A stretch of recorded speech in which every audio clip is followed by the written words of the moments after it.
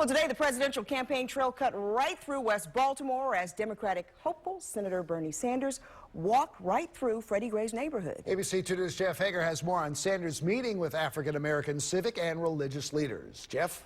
Well, Jamie, African-American leaders here say they are tired of empty promises, and they're hoping candidates like Sanders can offer plans that will bring about true change.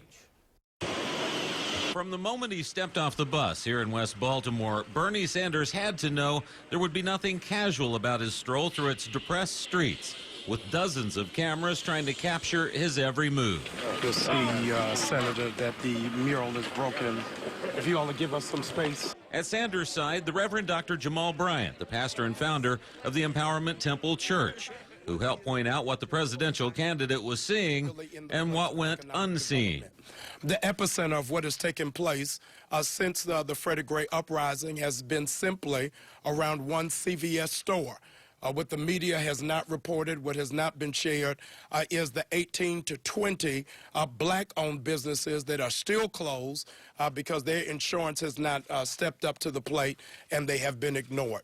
For his part, Sanders covered some familiar territory, addressing his plan for the redistribution of wealth in this country, and he took issue with a question about ISIS. Of course I'll talk about ISIS. But today what we're talking about is a community in which half of the people don't have jobs.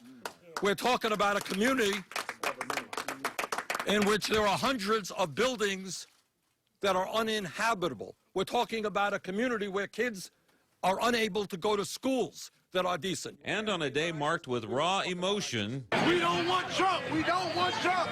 We don't want Trump! the senator from Vermont is counting on his progressive ideas to take hold after 25 years in Congress. But he's been on point. He's been saying the same thing. He stood alone against the Iraq War. He stood alone on many, many, many votes. So he's been on point. Now he has a pulpit. The African-American leaders that Sanders met with today say this wasn't about an endorsement, not yet anyway. They plan to meet with both Democratic and Republican presidential candidates before deciding who could deliver the most for black communities.